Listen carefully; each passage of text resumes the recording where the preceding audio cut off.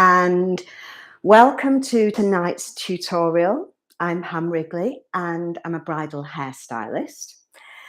And tonight I'm going to show you how to create a really pretty kind of low bun that I created on one of my bridesmaids a couple of weeks ago. It's quick and it's easy. It doesn't need a lot of hair prep, so it's really good if you're kind of working under pressure. If you have any questions as we go through the tutorial, please just type them into the chat box. Hi Carter, thank you for joining me. So please just type your questions into the chat box and I'll do my best to get back to you straight away. Last week, Carter asked me a really good question that I missed. I didn't see until I'd finished.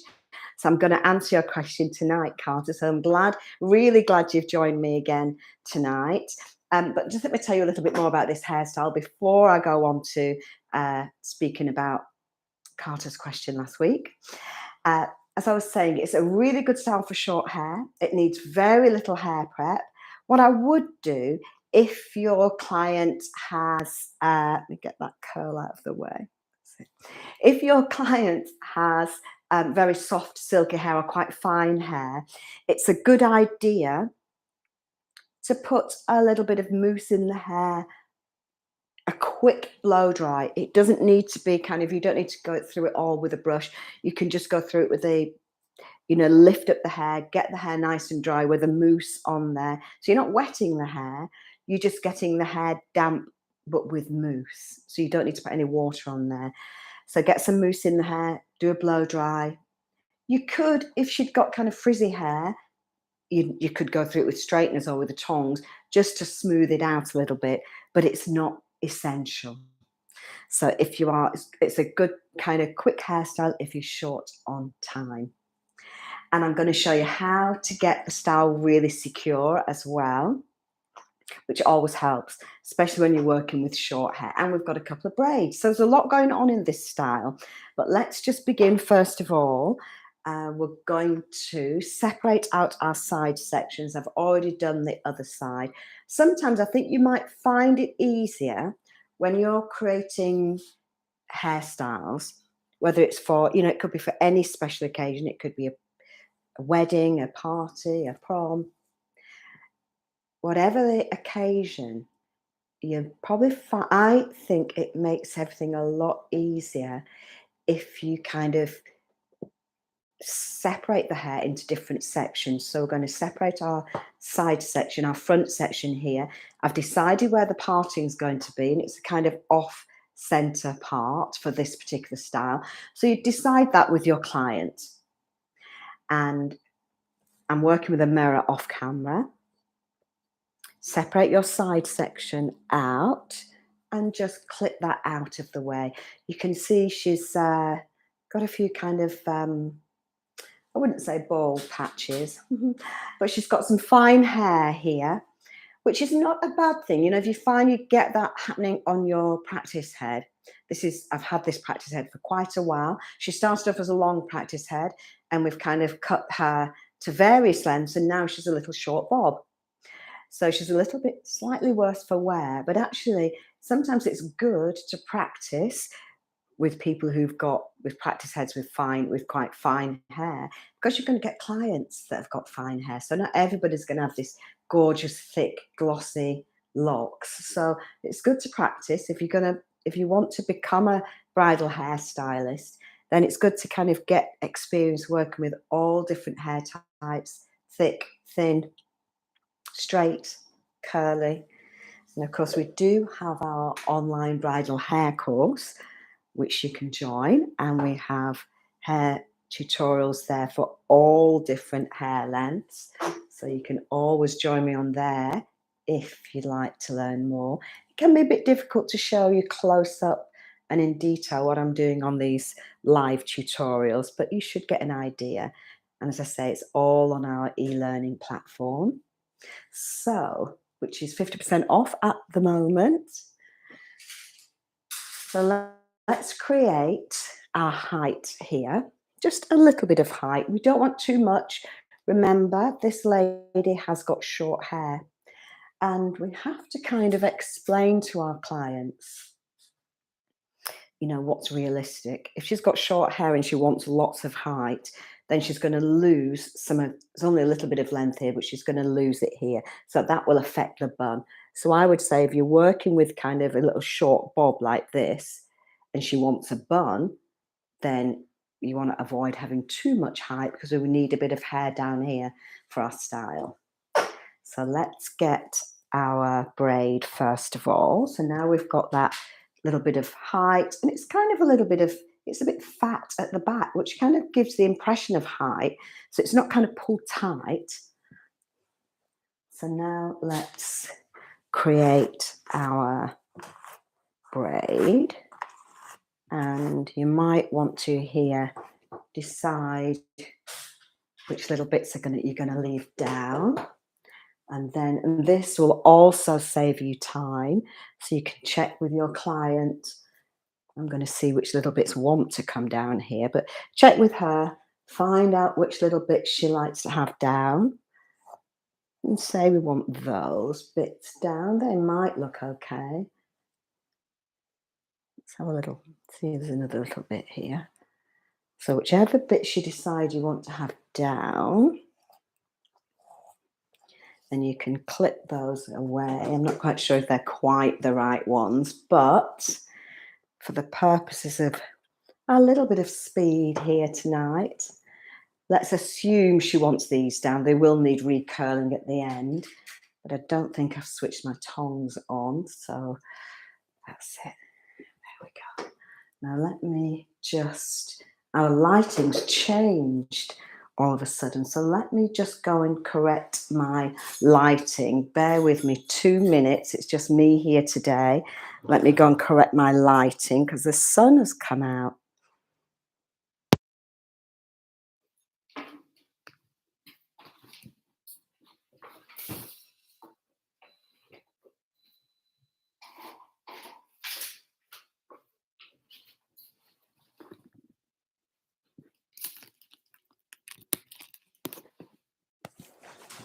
Oh, that's a little bit better. Sorry about that.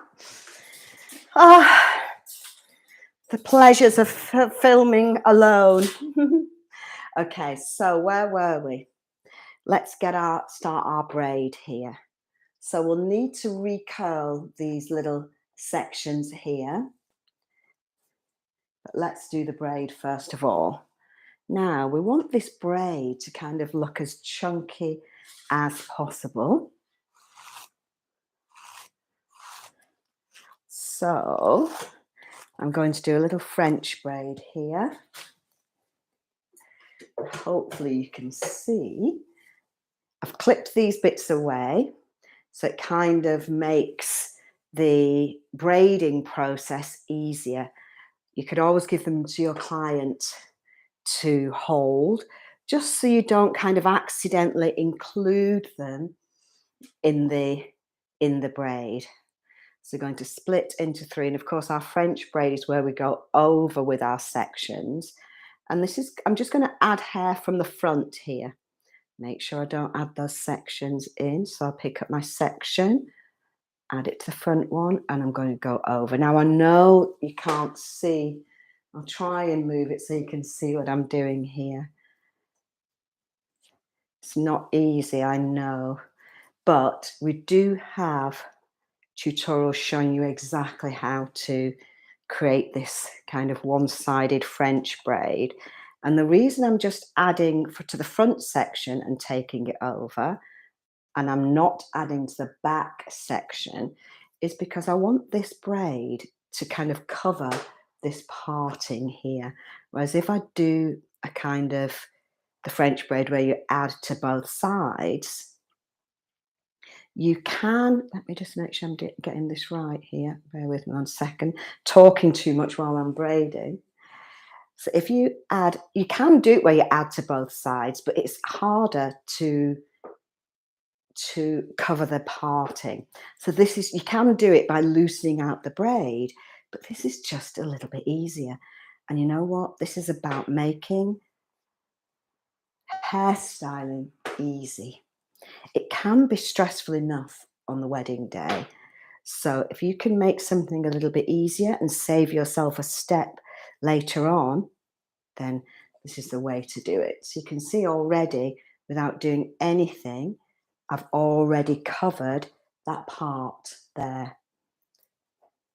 And you just continue that braid onto the end. So it's a kind of doing it this way, organizing the hair, working kind of cleverly, being smart when you're braiding, makes the next step easier. So now all I need to do is just loosen the braid a little bit.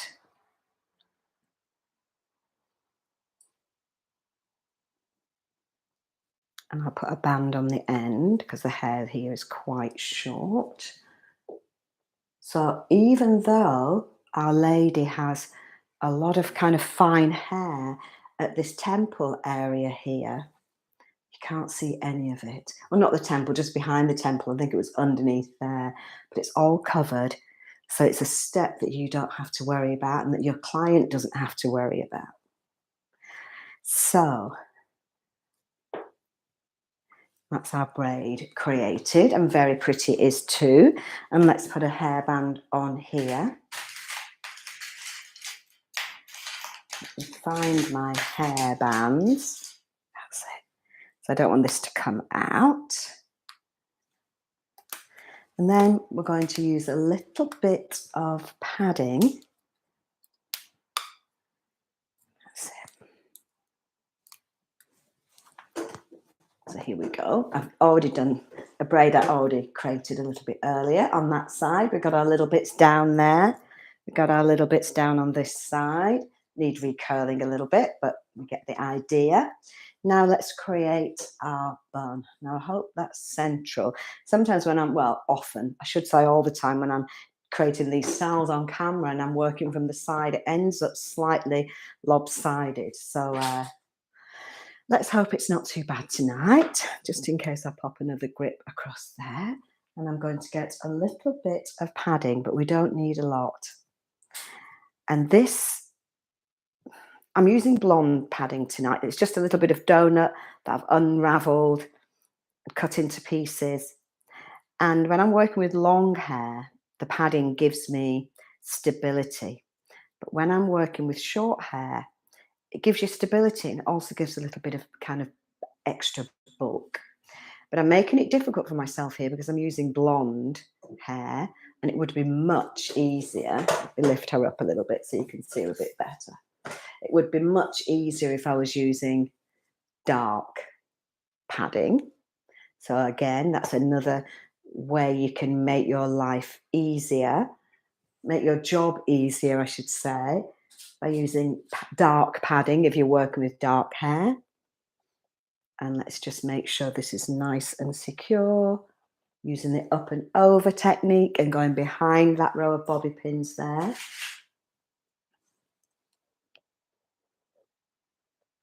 Into the padding, back out again, using a hairpin. I'm using a strong hairpin to secure the padding. And we could have brought the braids underneath that padding. Actually, that might have been easier, actually, because then we would have covered this band. So maybe I'll just do that. I might just push that underneath. That's better. I mean, if the hair had been a little bit longer, then I probably would have used the hair here to help me cover the padding, but it's not really long enough, the end of this braid, so I'm just going to chuck it underneath there and hope that I've got enough hair. Let's get a pin. So let's see, let's hope I've got enough hair now. Now I just need to cover the padding, but we've got our little anchor here, the foundation for the style, actually, you would say. So make sure that this foundation is secure, because we want this style to look soft and relaxed and gorgeous. And in order to achieve that, we need to make sure It's got to look soft and relaxed and gorgeous, and it's also got to stay all day. So to achieve that, we need to have a good, secure foundation. And the foundation for this style is this padding here. So make sure that this is nice and secure. She is a bit lopsided, I can see already. It's kind of over to that side, but bear with me. Let me see what I can do. And then we're just going to get these sections and twist them and cover the padding. So again, if you're working with fine hair, I wouldn't suggest you do this on your practice head, but a little bit of texturizing powder on each section before you twist and before you loosen will go a long way to helping you to create this style and having it all kind of staying together, looking gorgeous, and making fine hair look like there's a lot more hair. So this question that Carter asked me last week was, what do you do? At least I think this was it. If I'm not right, Carter, please just correct me on this one. But the question was, what do you do if your client doesn't like the style when you finish, even though you think it's lovely? Well, what I would do is, hopefully, if you're working with a mirror, what you need to do really, I mean, if your client doesn't feel it's right, there's a reason. And our job is to find out what that reason is. Now, you might have copied a style exactly from a photograph that they've shown you. So, and she still isn't happy. But remember, what we have to do, part of our job is to adapt the hairstyle. I might just take that hairband off there because I don't think I need it, and I might be able to use the end of this hair. That's it. That was from the end of the braid. But what we have to do, part of our job as a bridal hairstylist, so just any kind of special occasion hairstylist, I'm using a little bit of wax to help this hair to shine. But as I say, you could use a little bit of texturizing powder here. So our job is to interpret what our clients ask for and to learn how to adapt the style to suit their hair type, their face shape, whether they've got big ears, small ears, a fat face, a thin face. So our job isn't just to recreate a style, it's to create a style that looks gorgeous on that person. But not just what we think looks gorgeous, they have to feel really beautiful. So bearing that in mind, you will find it much easier if you work with a mirror. So you can see me looking down here quite a lot because I've got a mirror here just off camera. So work with a mirror and just mention to your client as you go along. You know, you can kind of say, right, as I'm going along, if there's anything you don't like, you know, if you don't like the parting, the position of the parting, if you don't like the little bits of hair that are down, if you don't like the way it covers your ears, basically, as you go along, get your client to tell you, to say what they do and don't like.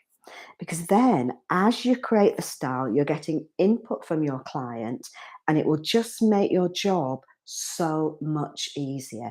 Because we might think it's gorgeous. It's like if you go and buy something in a shop, I don't know, a dress or whatever it is. It doesn't matter if the person in the shop tells you you look fantastic, but you just don't feel right.